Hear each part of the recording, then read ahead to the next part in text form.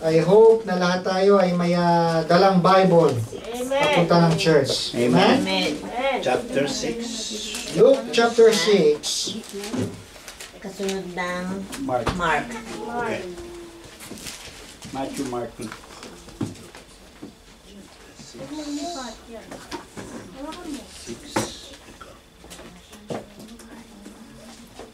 Yan. So, verse number 17. 6. No, 6:17. Luke 6:17. Ayan. Hanggang tayo ay makarating. So, verse number 28. Yung nakita sa Amen? Babasahin ko sa 17. And then sundan niyo po ako sa verse 18. So, yung mga bata, verse number 19. Yan, meron kayo 19. So, gusto kong marinig ang inyong mga boses na nagbabasa kayo ng Bible. Amen, kids? Young people. Okay, sa lahat ng mga young people at mga kids, kayo sa verse 19. So, lahat ng pangalawa, adult men and women, 18. Ako naman sa 17. Ganito ang sinasabi sa wikang English. And he came down with them and stood in the plain. And a great multitude of people out of all Judea and Jerusalem, and from the sea coast of Tyre and Sidon, which came to hear him, and to be healed of their diseases.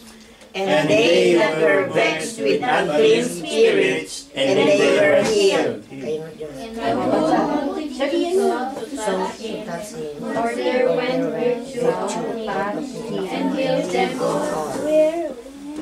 And he lifted up his eyes on his disciples and said, Blessed be ye poor, for yours is the kingdom of God.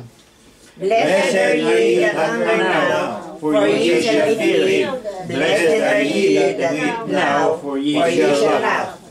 Blessed are ye when men shall hate you, and when they shall separate you from their family, and shall reproach you, and cast out your name as evil. For the Son of Man is saved. Rejoice ye in that day, and leap for joy. For behold, your reward is great in heaven. For in the like manner did their fathers unto the prophets. But woe unto you that are rich, for ye have received your consolation. Woe unto you that are poor, for ye shall hunger. Woe unto you that laugh now, for ye shall mourn. Woe unto you when all men shall speak well of you, for so did their fathers to the false prophets. But I say unto you, hear, love your enemies, do good to them, hate you. And verse 28, Bless them that curse you, and pray for them which despitefully use you. So tayo pong lahat ay umuko, tayo po'y manalangin. Ama naming Diyos, muli po kami ay lumalapit sa inyo pong makapangyarihang presensya, sa inyong banal na panan at minsan pa pangangaral ng inyong pong mga salita ay aming hiling na makagawa sa bawat puso ng inyong pong mga anak. Wala po kaming kakayanan na unawain ang mga bagay na ito na aming mga binasa. Ngunit ang gabay at tagapagturo sa pamamagitan ng banal na espiritu ay aming makikita mga katotohanan na nararapat naming lakaran at gawin at ipamuhay, Panginoon. At muli, O Diyos, patawad sa aming mga kasalanan, linisin mo kami sa lahat ng aming karumihan. At kayo po magpakahayag sa aming kalagitnaan at ang inyong mga salita ay maituro ng may kahusayan, sapagkat ito'y aming hiling at dalangin sa matamis na pangalan ng aming Panginoong Hesus. Amen. Nakakaupo na po tayong lahat.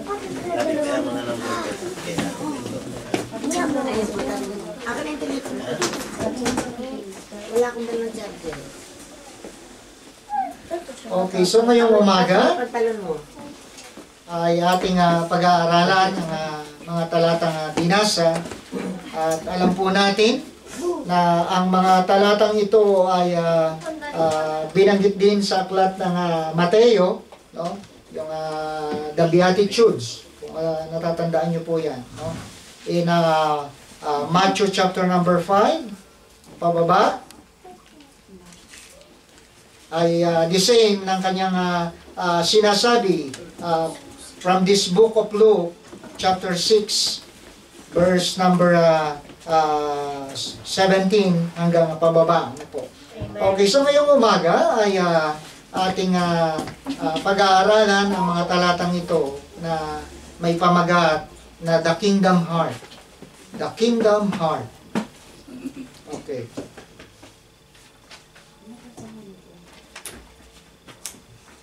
So, ito ay kung saan ang maitutulad at ano ba ang maging dapat sa isang buhay ng isang mamamayan na tagalangit tayo na mga mananampalataya. Ano ba dapat ang ating maging halintulad ng ating buhay? Kaya pag sinabing mananampalataya, pag sinabing Christian o pag sinabing born again, pag sinabing masabi natin pinaghaharian ng ating Panginoong Jesucristo, ang kanyang buhay ay isang maliwanag na ilaw na siyang magiging tanglaw sa mga tao. Sabi ko minsan di mo na kinakailangan magsalita. Sa buhay pa lang ay nakikita na. So, that is life which we as Christian ay mabuhay na kahalintulad ng buhay ng ating Panginoon. Buhay na makalangit. Bagaman tayo nasa lupa, pero dapat ang buhay natin ay buhay makalangit. Amen?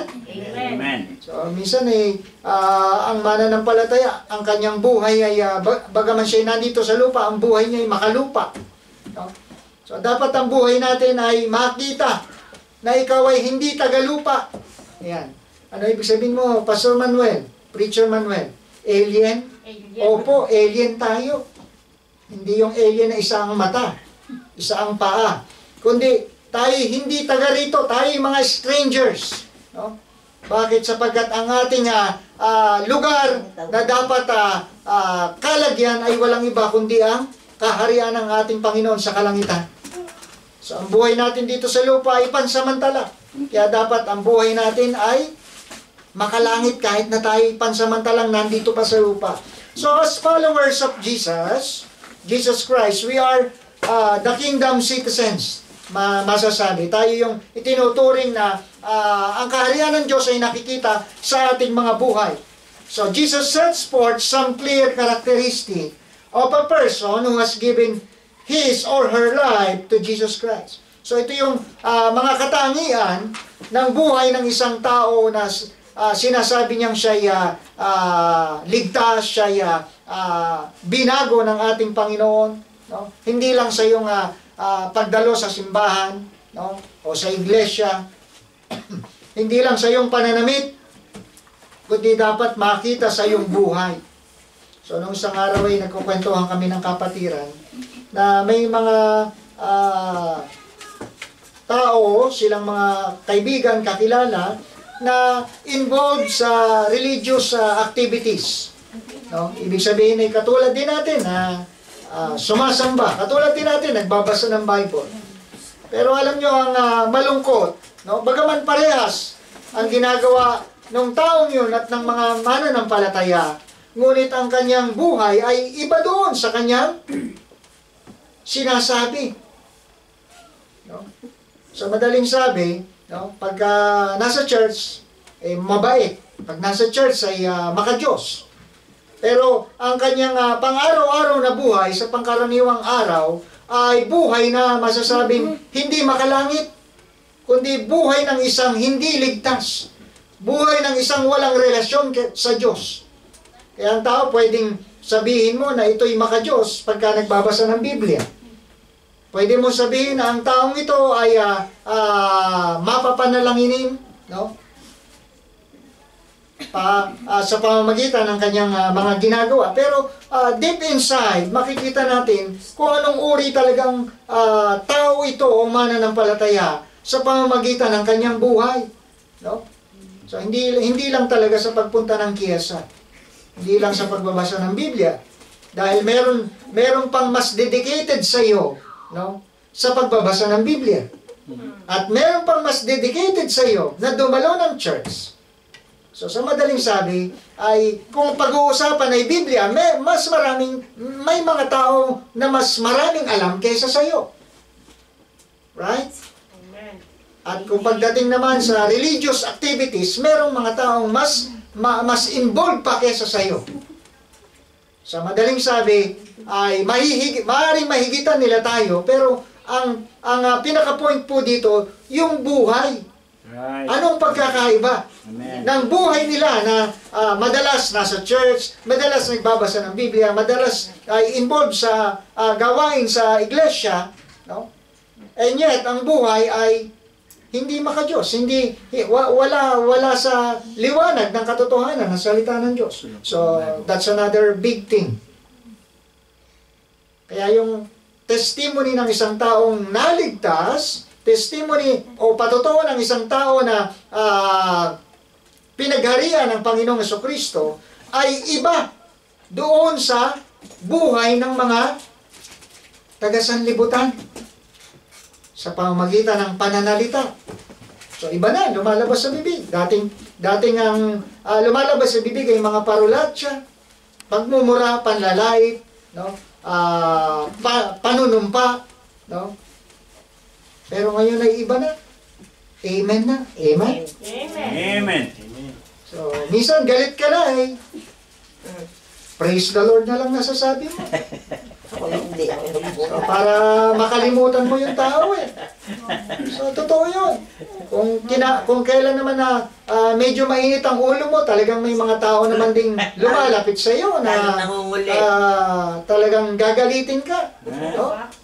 So, tatapatan talaga. Alam ni Satanas kung paano niya ikaw i-deal eh. Di ba ang Panginoon nung nagutom, ano bang deal ni Satanas? Pera ba? Hindi eh. Tinapay. Dahil gutom siya. At ganoon din, pag galit ka, alam ni Satanas kung sinong ibibigay sa iyo. Yung taong makulit. Taong pagagalitin ka.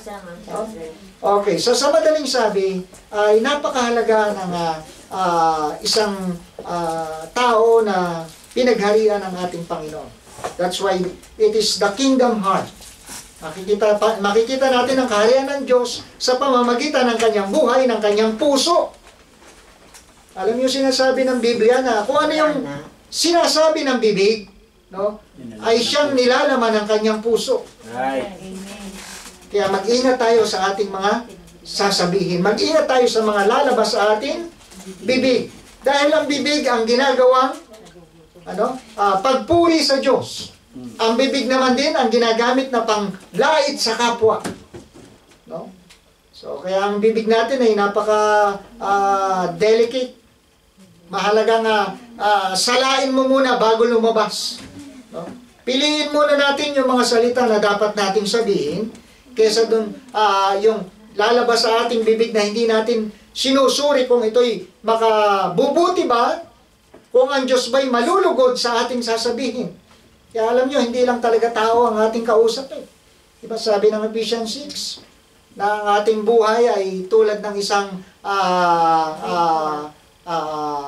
sundalo, na dapat lagi kang handa, lagi kang may sandata, lagi kang sinasabing active.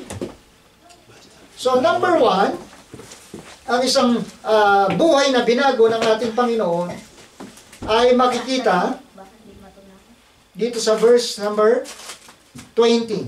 Okay. Anong sabi dyan? Verse 20. And he lifted up his eyes on his disciples and said, Blessed be you poor, for yours is the kingdom of God. So, bagaman ang Panginoon ay pumunta sa kapatagan ng tinatawag na Tyre, no? Sa lahat palibot ng Judea, Jerusalem. So maraming sumusunod sa ating Panginoon, no? At sa kanyang paggagamot, makikita natin dito sa mga ilang talata sa gawing taas, ay nagpapalaya siya ng mga masasamang espiritu, nagpapagaling na may mga sakit. Yan. Sa madaling sabi ay siya na yung doktor ng mga taong ito na lumalapit sa Diyos pagka mayroon ng mga kailangan. Lumalapit sila sa ating Panginoon pagka mayroon silang nararanasan sa buhay ng mga sakit. No? Pero yung mga panahon na hinahanap sila ng Diyos, wala silang panahon. Okay, so sa madaling sabi, pinagaling ng ating Panginoon ang mga taong ito. At matapos yun, hindi lang ang mga tao ang kanyang ginamot, pinalaya sa mga masamang espiritu, kundi nag-ukol din siya ng time para sa kanyang mga disipulo. Ayan. So kaya dapat kahit na busy tayo sa maraming bagay, hindi dapat nawawala ang ating mata sa mga kapatiran. Amen? Hindi nawawala dapat ang ating paglilingkod sa ating mga kapwa mananampalataya, sa mga anak ng Diyos. Ang sabi dito, verse number 20, and he lifted up his eyes on his disciples. So, hindi nawawala sa paningin ng ating Panginoon ang kanyang mga tagasunod, ang kanyang mga tinuturuan na mga dinidisciple ng ating Panginoon, kanyang mga alagad. So, sa kanyang pagkakatingin, no? Isa-isa niyang tiningnan eh, no? Tumingin sa kapatiran mula sa kanyang kanan o marahil mula sa kaliwa hanggang papuntang kanan. Tiningnan isa-isa. At alam niyo, pagka tumingin ng Panginoon, no? Nalalaman niya, no? Kung ano yung mga pangangailangan ng bawat isa. Ang sabi diyan, blessed be ye poor, for yours is the kingdom of God. So nakita ng Panginoon, itong mga tinuturuan niya, talagang may puso sa gawain ng Panginoon. May puso na handang gawin ang kanyang sasabihin. At sa pagsunod nila sa Panginoon, marami silang nararanasan sa buhay, sa pamilya, sa kanilang miyembro ng kanilang mga mahal sa buhay. No? So, ibig sabihin ay ang buhay nila ay hindi marangya pag sumunod sila sa Panginoon. Ang buhay nila ay mga mararalitang tao lamang, simple. Kumakain ng 3 beses sa isang araw, no? Ang damit ay hindi marami, no? Tama lang sa kanilang pangangailangan. Kaya sabi ng Panginoon, no? So hindi na nila iniisip yung kanilang future no? Yung kanilang kalagayan nung sila ay tinawag ng ating Panginoon. So number 1, live for true wealth. Live for true wealth. So ang mga tao ito, nung nakilala ang Panginoon, iba na ang takbo ng kanilang kaisipan. Iba na ang kanilang plano. Iba na ang kanilang ninanais. Iba na ang kanilang ginugusto sa buhay. So hindi man mayaman, hindi man maraming pera, kaya sabi ng Panginoon, alam ng Panginoon, walang laman ng bulsa eh. Blessed be ye poor. Kasi karamihan ng mga lingkod ng Panginoon hindi marangya sa datong eh. Karamihan, mas nakararami. What I mean, mas nakakarami yung hindi mayaman, sa madaling salita. No? At sila yung madaling abutin ng salita ng Diyos. Sila yung madaling makaunawa ng salita ng Diyos. Kasi pagka may pera ka mahirap maintindihan yung mga bagay na sinasabi ng Diyos. Bakit? Kasi yung takbo ng isip mo, palaging nandun sa mga bagay na meron ka. Pero yung mga taong itong halos wala, no? Ang kanilang inaasahan na lang, yung ang Panginoon sa buhay nila. Bahala na kayo, Lord. No? Since kayo ang Panginoon, kayo ang tagapagligtas, kayo ang nakakaalam na lahat ng bagay. Kaya yung inawit kanina, di ba yung mensahe? I don't know about tomorrow. So hindi mo na iniisip kung ano yung mangyayari bukas, pero alam mo kung sino ang humahawak ng bukas. Walang iba kundi ang Panginoon. Amen. Hindi na sila nababahala. Bakit? Kasi ang Diyos na may likha ng langit, lahat ng bagay na meron dito sa lupa, siya yung may-ari. Amen. Kaya ang buhay natin hindi dapat puro material. Puro mga bagay na nasa mundong ito. No? Maging tanyag, kilala, magandang tinapos, magandang buhay. no? Masasabing hindi tatapakan ng mga tao. Bakit? May sinasabi. Pero pagka simple ka lang, no? Ay wala yan. No? Kaya sabi ni Paul, no? Bagaman siya'y magandang trabaho, may posisyon, no? Mataas ang kanyang pinag-aralan, no? Ano sabi ni Paul? Lahat ng bagay nung nakilala niya si Kristo, tinuring niyang, dam. No, hindi si Aling Dam. Kundi tinuring niyang dumi. No? Dumi ng hayop. Bakit? Nawalan ng value. Bakit nung nakilala niya ang Panginoon, siya ang pinakamahalaga sa buhay niya. Kaya pag nakilala mo ang Panginoon, dapat mawala na yung value ng merong dito sa mundo eh. Malesen na. At mas maging matimbang yung salita ng Diyos, yung kanyang kautusan. So live for the true wealth. Verse number 21. Blessed are ye that hunger now, for ye shall be filled. Blessed are ye that weep now, for ye shall laugh. So mapalad ang mga tao na nagugutom ngayon lang, no? Sapagkat kayo ay pupunuin. Mapalad kayo na mga tumatangis, lumuluha, sapagkat kayo magagalak. Verse 22, Blessed are ye when man shall hate you. Men shall hate you.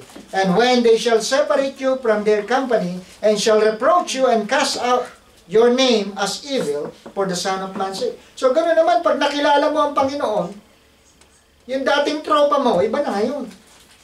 Para bang hindi na nila na-enjoy ang company mo, hindi na nila na-enjoy kung ano yung ginagawa mo dati, hindi naman ganyan. Pero ngayon, pa-Bible ka na, pa-church ka na, pa-prayer ka na, no? May laway nila mo rin. So hindi na nila na-enjoy ang company natin. As much tayo, hindi na rin natin na-enjoy yung dating ginagawa natin noon. Bakit? Meron ng difference. Amen. May pagbabago na. Okay, 23, Rejoice ye in that day, and leap for joy, for behold, your reward is great in heaven. For in the like manner did their fathers unto the prophets. So sabi ng Panginoon, kahit na minsan parang iniiwasan ka na. Yeah, kasi ini-invite mo na eh. Pwede ka ba imbitahin sa church? No? Medyo umiiwas na ako, busy ko ngayon, pare. Meron ako activities. So madaling sabi, iniiwasan ka na. Bakit? Iba na kasi yung buhay mo. No? So number 2, living for the eternal. Living for the eternal. It brings satisfaction. So living for the eternal, it brings satisfaction. So ang buhay natin ngayon ay bagaman mahalaga ang trabaho, mahalaga ang pera, no? Pero hindi na yan ang nagpapainog ng ating buhay. No?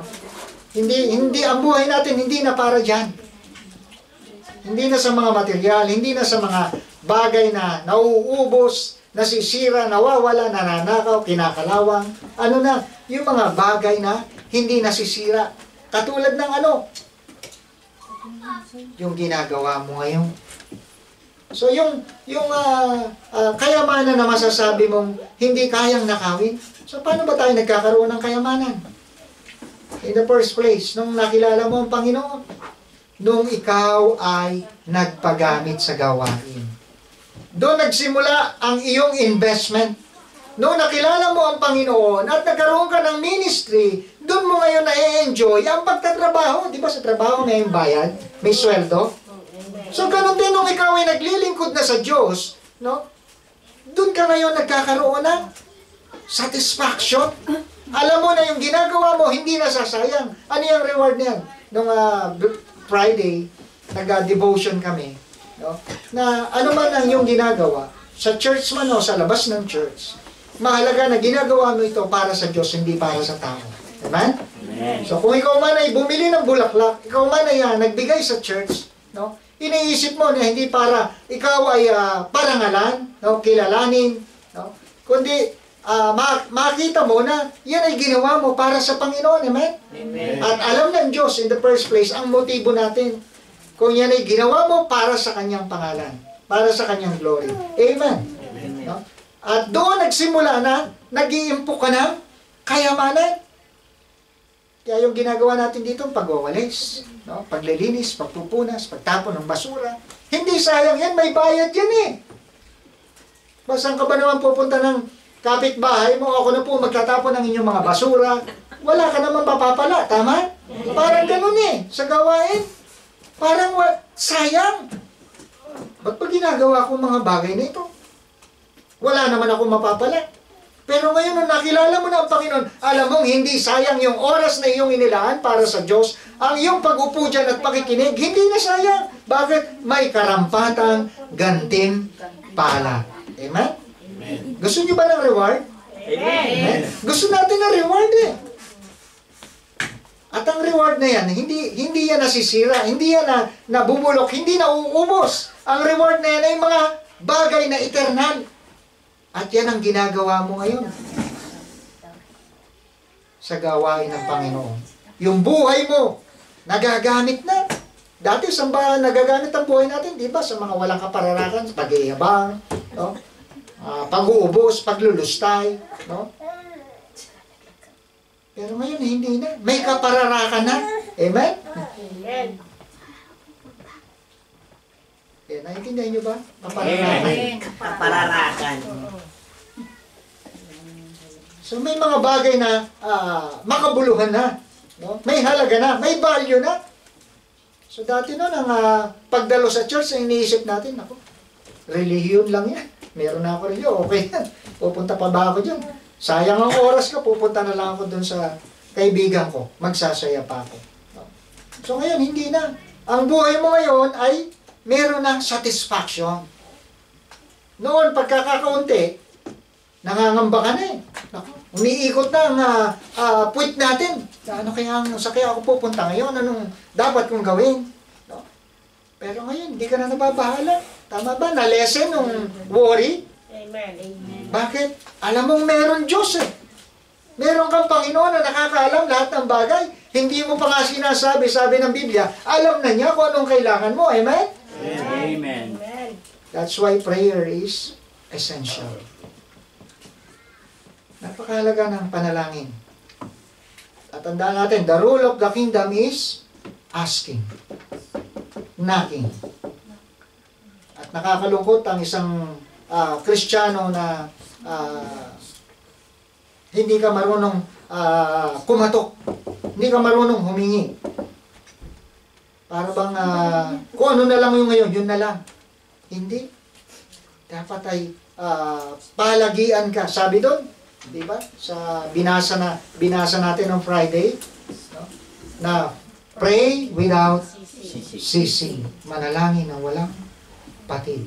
Bakit walang patid? Lagi ka ba nasa church? Ibig sabihin? Hindi, kahit nasa trabaho ko nga, di ba? Sabi doon na yung inyong mga Panginoon, yung Lord doon, yung maliit na L, Lord, yung ibig sabihin yung ating mga amo, nagpapasoldo sa atin.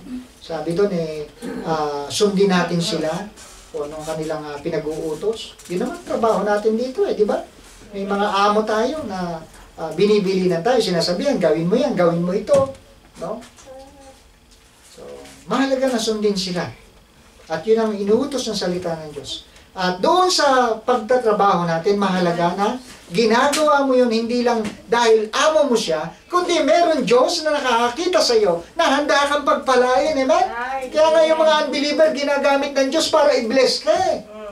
Sila rin ang way. Yan ang pamamaraan ng Diyos. Kaya mahalagang sundin sila, igalang sila, as long na yan ay related naman talaga sa trabaho, walang personalan. No? Kaya doon ay makapagpe-pray ka sa laboro. Hindi lang sa church, hindi lang sa during a prayer cottage. No? Kaya natutuwa tayo, nagkaroon tayo ng United Prayer Group. Salamat. Sapagkat dyan ay natuturuan tayong manalangin ng mas higit. No, hindi lang panakit butas, o paubos oras, kundi talagang pinaglalaanan ng panahon. Okay. So sabi dito, verse number 24, But woe unto you that are rich, for ye have received your consolation. Kaababa sa inyo ng mga mayayaman, sapagkat tinanggap nyo na ang inyong gantimpala. Dito sa lupa, yung mga mayayaman daw, no? Sa Panginoon, kaababa. Bakit? Kasi yung gantimpala nila, na-enjoy na nila dito sa lupa. Hanggang lupa lang. No? But then, mamamatay sila na wala ang biyaya ng Panginoon. So, although hindi naman lahat ng mayaman, gano'n, ano? Pero karamihan ng mayaman, hindi talaga maligtas-ligtas, hindi talaga maturo-turuan ng mabuting balita. Bakit? Kasi ang focus ng buhay nila doon sa material. Kaya mainam pang wala kang pera, ang focus mo, ang Panginoon di ba? Kaya tama yung sinabi ng Bible, Blessed be ye poor, for yours is the kingdom of God. Kaya siguro kung mayaman tayo, baka ito pa yung nagtulak sa atin na lumayo sa Diyos. Kaya magpasalamat ka kung wala kang pera. Amen? Salamat Panginoon. Wala man akong pera, pero nakilala kita bilang aking Panginoon at tagapagligtas. Okay. Living for the eternal, it brings satisfaction. So, hindi na yan ang goal mo. Hindi ko sinasabing magtamad kayo. Kasi ang Bible nagtuturo, magbanat ka ng buto. No? Okay. So, ang sinasabi po dyan, yung goal ng yung kaisipan. Hindi na yung goal na makasarili. Goal na makalupa. Goal na sarili mo lang bibigyan mo ng lugod. Kaya salamat sa Book of Colossians 3:2. Diba? Sabi doon, set your affection on things above, not on earth. So, binago na ngayon ang iyong kaisipan, hindi na makalupa. Pero kaya bagaman tayo andito sa lupa, pero ang buhay natin hindi dapat makalupa. Amen? Amen. So, number 3, be careful what you laugh at. Be careful what you laugh at. So, mag-ingat daw po tayo, no? Kung sino ang ating tinatawanan. So, verse number 25, Woe unto you that are full, for ye shall hunger. Woe unto you that laugh now, for ye shall be mourned and weep. No? Bawat kagalakan may katapat na pagluha. No? So, dapat ang buhay natin balance. No? Balance. So, para bang yung kasiyahan ay hindi na matatapos.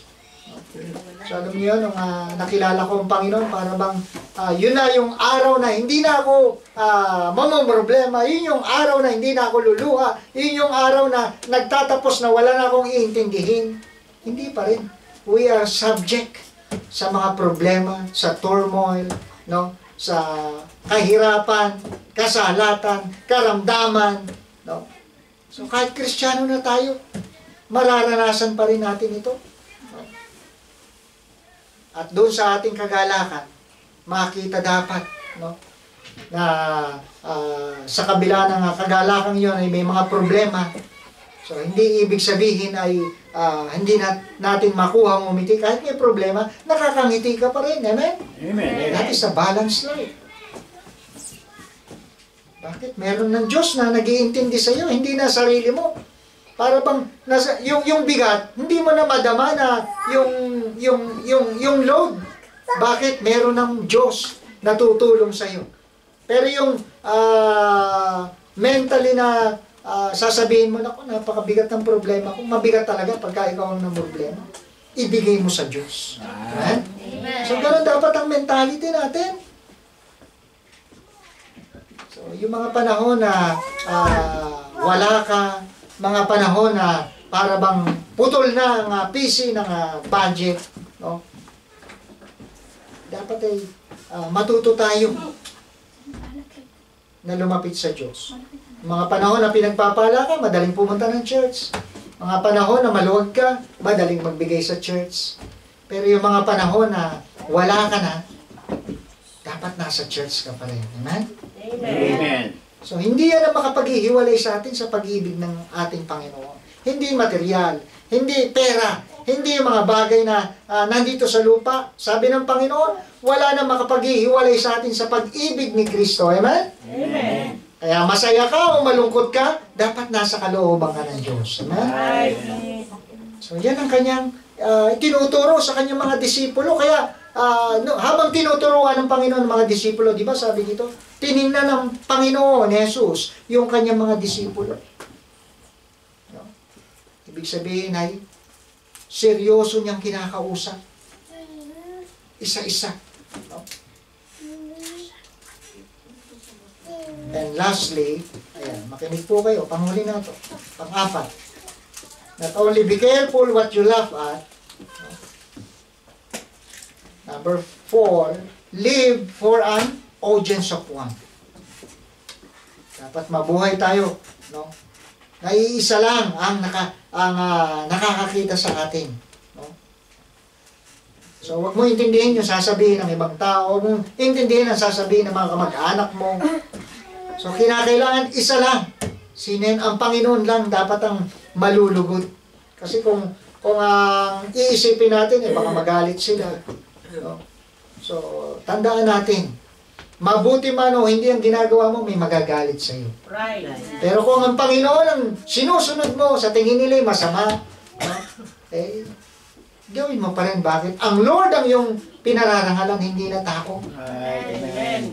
So, verse number 26, ito po yung sinabi dyan. Woe unto you when all men shall speak well of you, for so did their fathers to the false prophets. So, kaababa sa inyo, no? Na nagsasalita sa inyo ng maganda, no? At gano'n naman din ang kanilang ginawa ng kanilang mga ama, no? Sa mga bulaang mga propeta.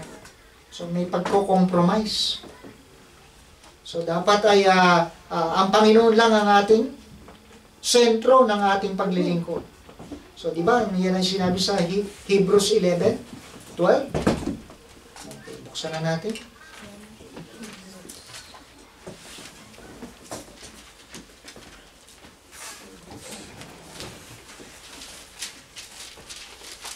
Are you still with me? Amen. Magbuklat po kayo ng inyong mga Bible. So, Hebrews 12, verse 2. So, sino raw dapat ang focus ng ating paglilingkod? Si Jesus. Why? Because He is the author and finisher of our faith, who for the joy that was set before Him endured the cross, despising the shame, and He sat down at the right hand of the throne of God. So, nakita natin. Dapat yun ang lagi ang focus ng mananampalataya. Yung ginawang kamatayan ni Kristo para sa iyo. Amen? Amen. Konting problema pa lang, parang wala na, bumigay na. No? Ang Panginoon niya, buhay pa, binigay . So, dapat ang napaparangalan sa buhay natin, ang naitataas ang Panginoon palagi. Amen? So, huwag natin kakalimutan. That is the kingdom heart. Yan dapat ang maging puso ng mga mananampalataya. Bakit? Sapagkat inilipat ka na. No? Hindi na dito sa lupa. So, andito pa lang tayo sa lupa, pero may promise na ang Panginoon na hindi tayo taga rito. Amen? Amen. That's why the Lord promised us in John 14 na meron siyang lugar na paglalagyan para sa mga anak niya. Ano yan? Yung isang mansyon. Amen? Kita nyo, kahit wala kayong pera dito, pero sa kabilang buhay, ando ng mansion mo. Amen? Amen. Napaka-gaan damhin.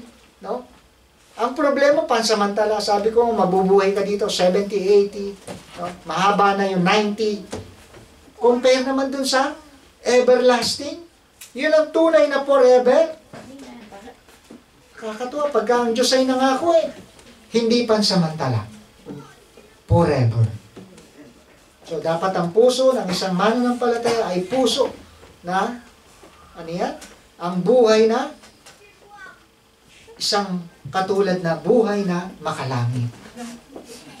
So, nakakalungkot lang isipin na may mga so-called Christian, no?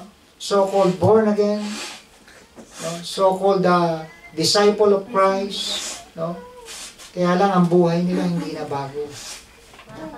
So yung sinasabi ko po sa inyo, hindi yung buhay na pansamantala lang, kundi yung buhay na talagang binago. No? Buhay na masasabi natin na hindi ipokrito. Kaya nagalit ang Panginoon doon sa mga reliyosong Pariseyo, di ba?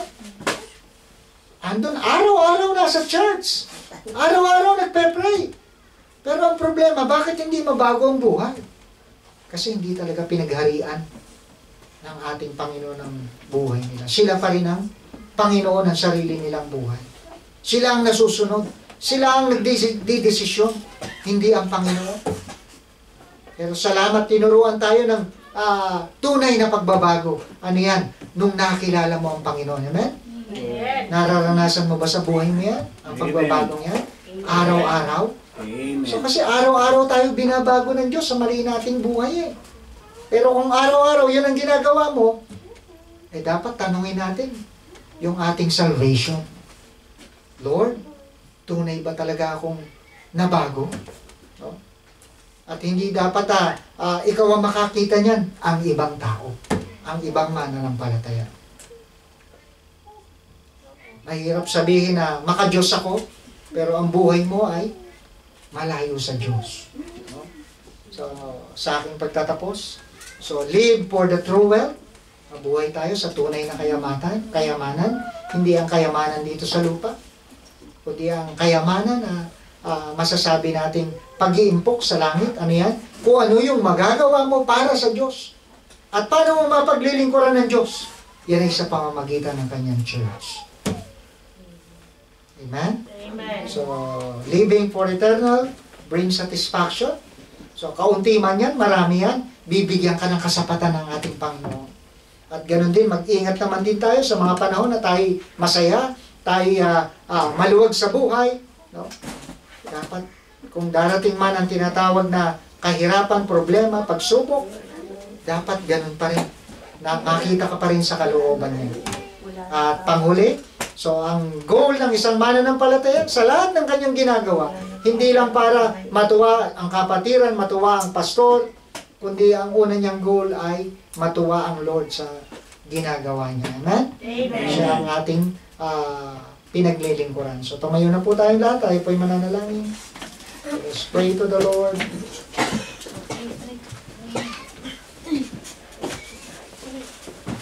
O dakila